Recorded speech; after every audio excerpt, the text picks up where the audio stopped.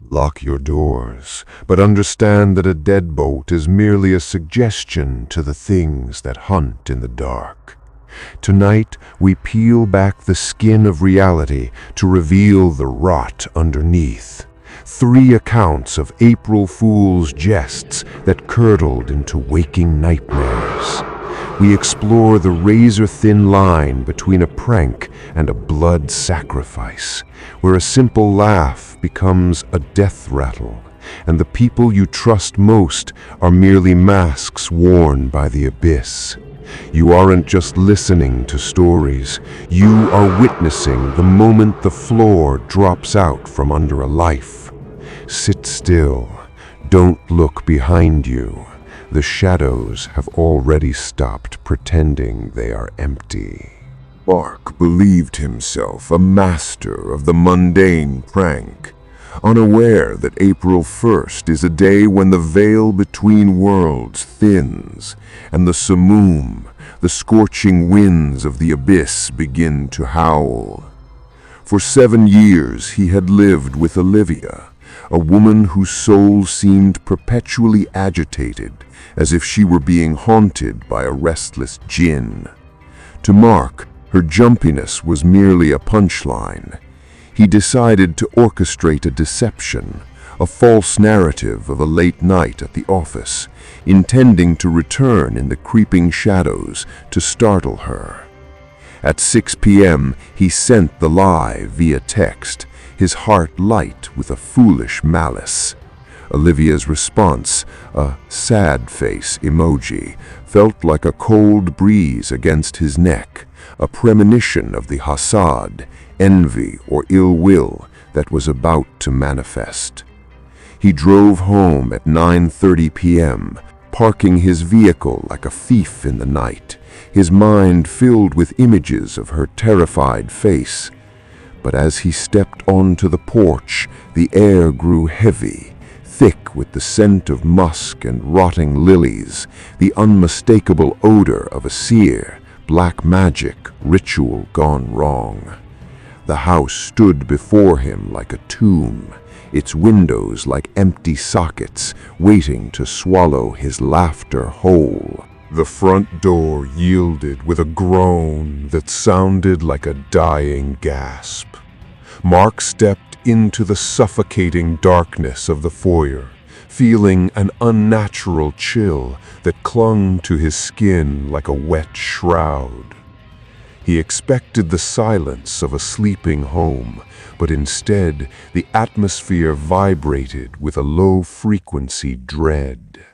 From the master bedroom upstairs, a sound drifted down, not the shriek of a startled wife, but a soft, melodic trill of laughter that felt jagged and wrong, followed by a deep, guttural murmur that vibrated through the floorboards. It was the sound of a Merid whispering secrets to the doomed. Mark crept up the stairs, his pulse thundering in his ears like a funeral drum. The bedroom door was slightly ajar, a sliver of jaundiced light bleeding into the hall. Through the gap, he saw them, Olivia's feet, their nails painted the color of dried blood, entwined with the gray, elongated toes of a stranger. The air in the room seemed to warp, thick with the presence of shayateen. When he finally pushed the door open, the sight was not merely an act of betrayal, it was a desecration. Olivia and the stranger sat up in a tangled heap of sheets, their eyes reflecting an abyssal void that no human light could pierce. The front door yielded with a groan that sounded like a dying gasp. Mark stepped into the suffocating darkness of the foyer, feeling an unnatural chill that clung to his skin like a wet shroud. He expected the silence of a sleeping home, but instead the atmosphere vibrated with a low-frequency dread.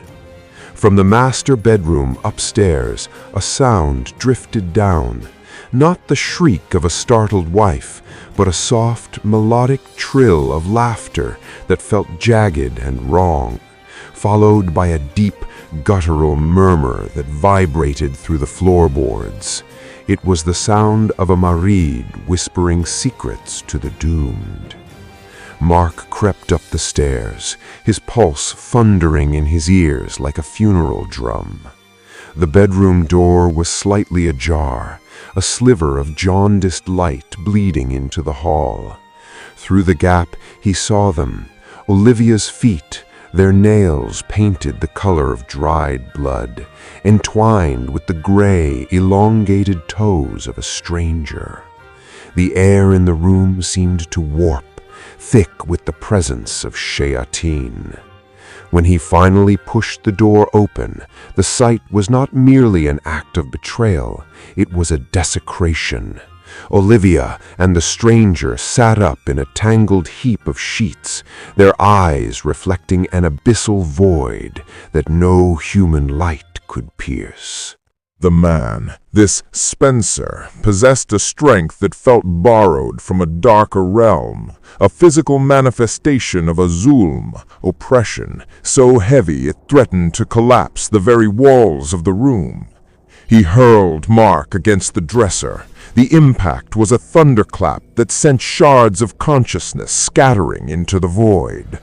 Before Mark could draw breath, Spencer's fingers locked around his windpipe.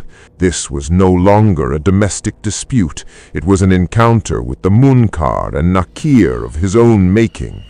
As the light in the room began to dim into a rhythmic, pulsing violet, Mark clawed at the hands, feeling skin that felt like cold, wet clay. Olivia's voice rose in a panicked crescendo. "Shut him up!" she shrieked, her face a mask of demonic terror. Mark's screams for help were swallowed by the shadows, until, in a final act of desperation, he threw his weight against the nightstand. The shattering of the lamp acted as a momentary ruqya, breaking the stranger's concentration.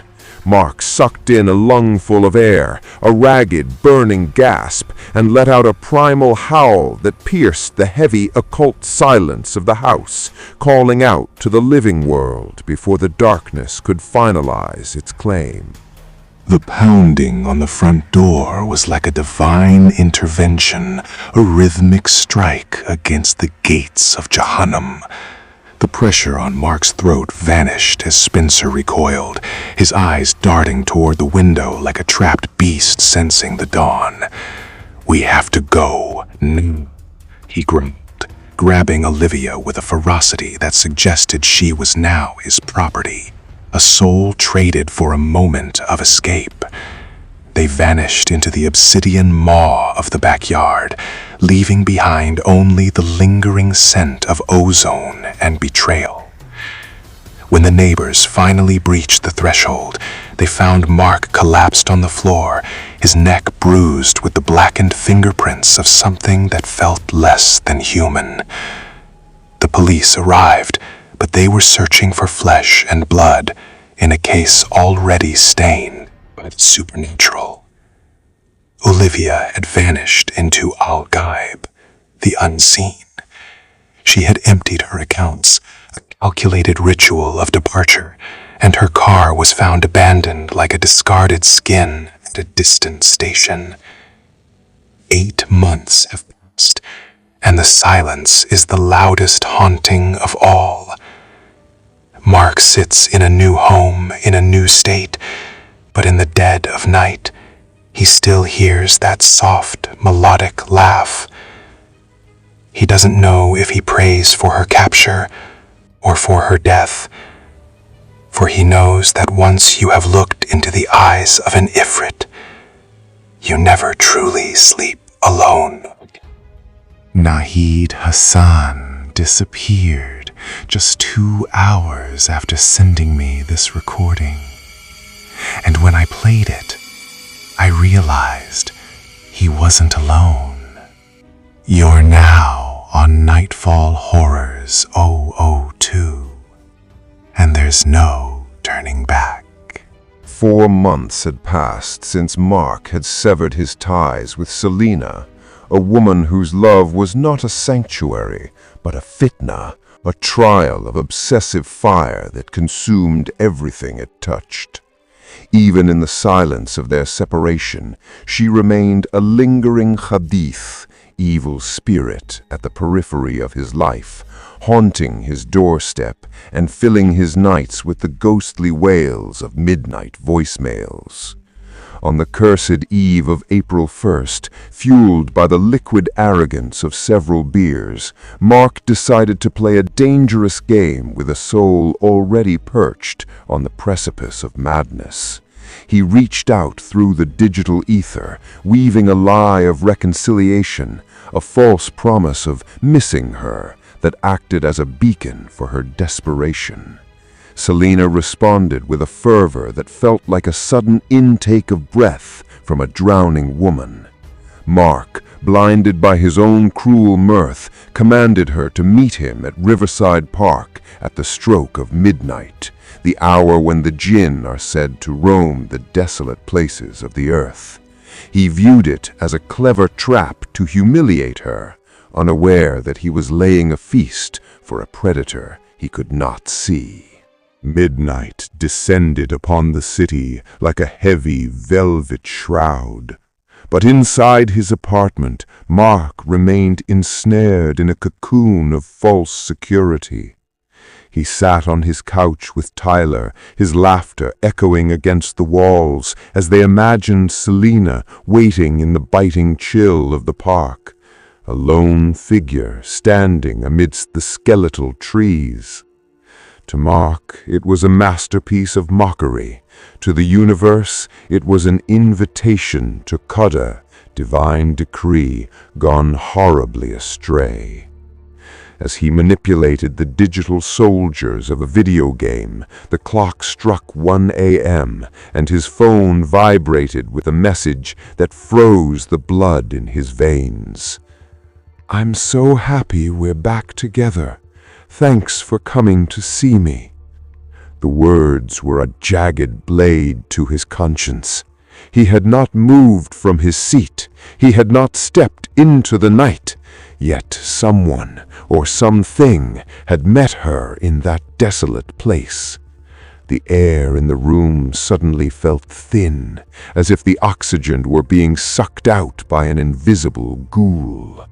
He tried to call her, but the ringing was a hollow, rhythmic tolling of a bell, answered only by the mocking silence of the void.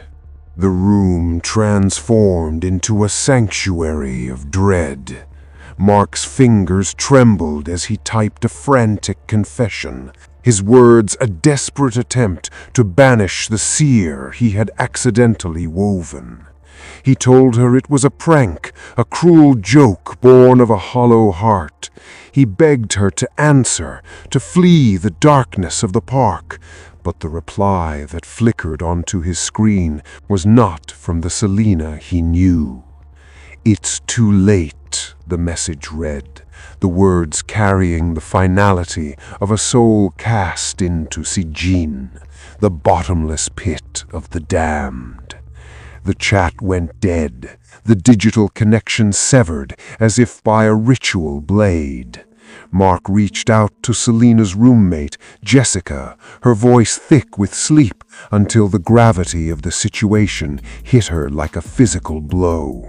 Selena had left hours ago, driven by the hope of a resurrected love, walking straight into the maw of the unknown. The realization settled over Mark like a burial shroud. He had not just lied. He had provided a map and a schedule to a shadow that had been waiting for the perfect moment to strike. The arrival of the authorities at 2:30 a.m. felt like the descending of the Malaika of judgment. Mark sat in the harsh, sterile glow of his living room, forced to recount his joke while the officers' expressions hardened into masks of stone. They viewed him not as a prankster, but as a beckoner of calamity. When the search parties reached Riverside Park, they found no trace of a joyous reunion, only the remnants of a life interrupted. Selena's car sat like a hollowed-out ribcage in the parking lot, the keys still in the ignition, a silent invitation to the abyss. Her purse remained on the seat, but her phone, the conduit of her final words, had vanished. Beneath the twisted, reaching limbs of an ancient oak, they discovered a single ayat, or sign of the struggle. Her left heel, discarded in the dirt. A smear of blood graced the strap, a dark sacrificial offering to the soil. There were no cameras in that section of the park, no witnesses but the silent jinn that dwell in the shadows of the trees. Selena had not just gone missing, she had been erased from the tapestry of the living. The investigation eventually went cold, leaving Mark to dwell in a purgatory of his own creation. Tyler fled the apartment, unable to endure the heavy ill fortune that seemed to radiate from Mark's very presence.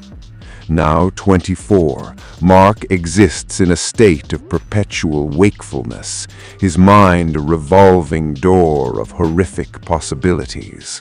He dials Selena's number every night, a digital prayer whispered into the void, hoping for a voice that never comes. He is haunted by the wiswas, the obsessive, devilish whispers of what truly happened under that oak tree. Did she realize the deception before the shadow fell upon her? Or did the entity that took her wear Mark's face until the very end, a cruel mimicry of the love she so desperately craved? Her family has cast him out, treating his name like a curse, and the police have consigned her file to a box of forgotten souls.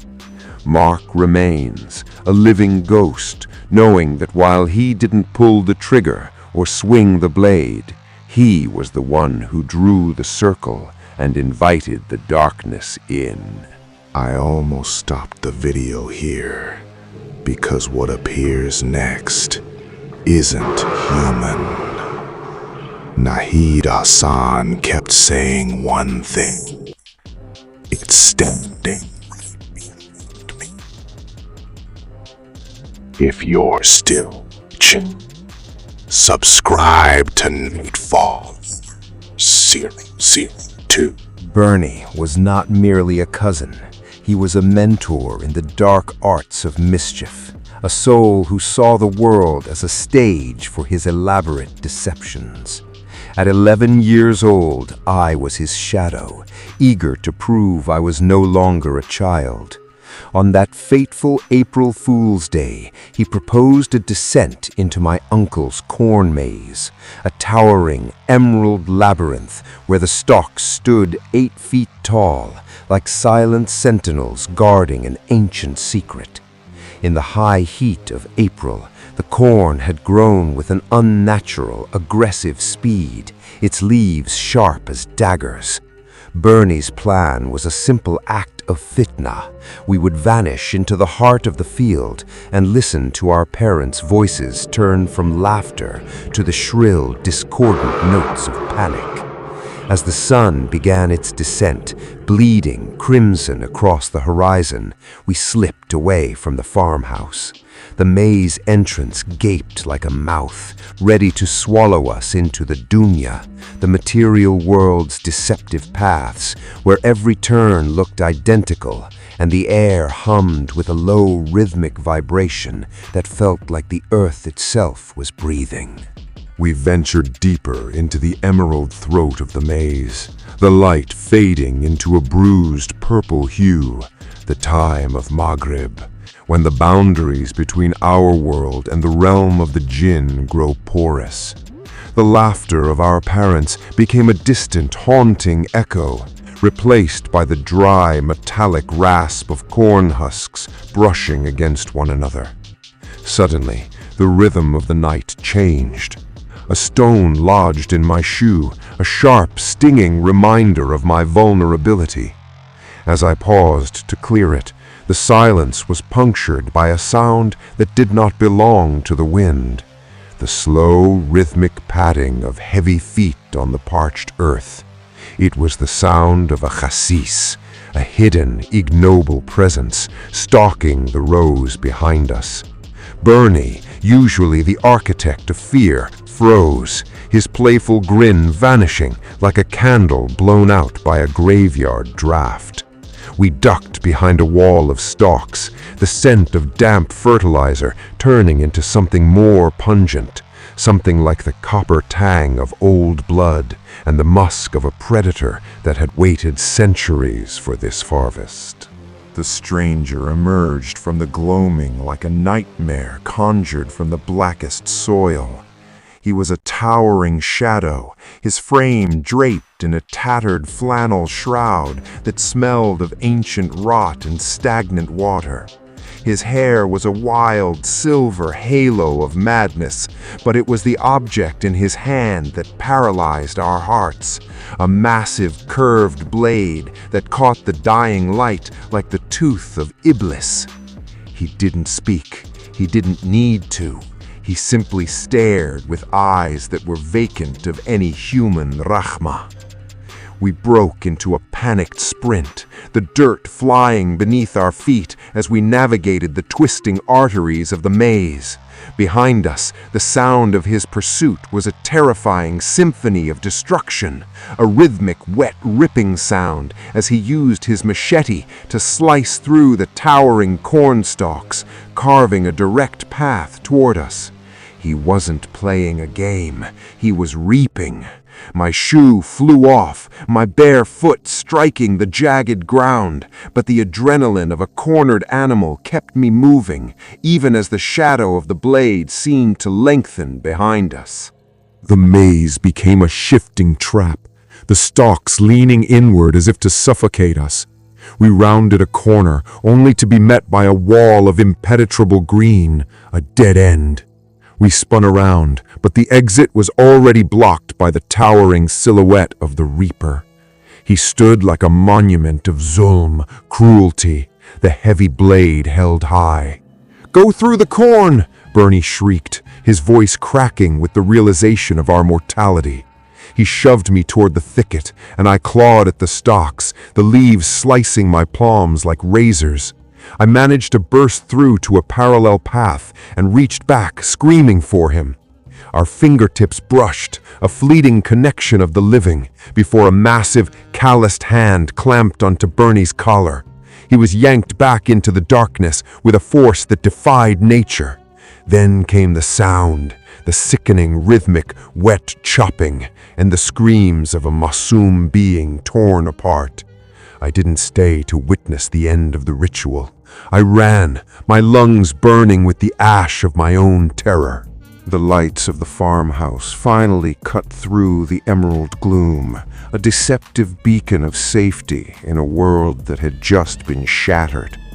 My mother found me at the edge of the field, a broken shell of a child, barefoot, bleeding, and trembling with a trauma that no prayer could soothe. The search that followed was a frantic descent into the maze with flashlights and iron bars, but the corn gave up nothing but silence. By midnight, the authorities had transformed the farm into a theater of grief. They found Bernie's backpack, a discarded relic of his youth, and nearby, the only physical evidence of the encounter. 4 severed fingers lying in the dirt like a macabre offering to the Sariq, the thief. The man, the blade, and the rest of Bernie had vanished into the Gaib, the unseen. 5 years have passed since that cursed April Fool's Day, and the maze has long been plowed into the earth, but the harvest remains. I live in a state of perpetual PTSD, haunted by the memory of our fingers nearly touching and the wet, rhythmic sound of the blade. Somewhere, in a field I will never visit, I know he is still waiting, a shadow in the stalks, watching for the next fool to treat the darkness like a joke. This video is over, but the story isn't, because Nahid Hassan was never found. And if your phone turns on by itself tonight, just know you've been chosen. Subscribe to Nightfall Horrors 002, because you're not safe anymore.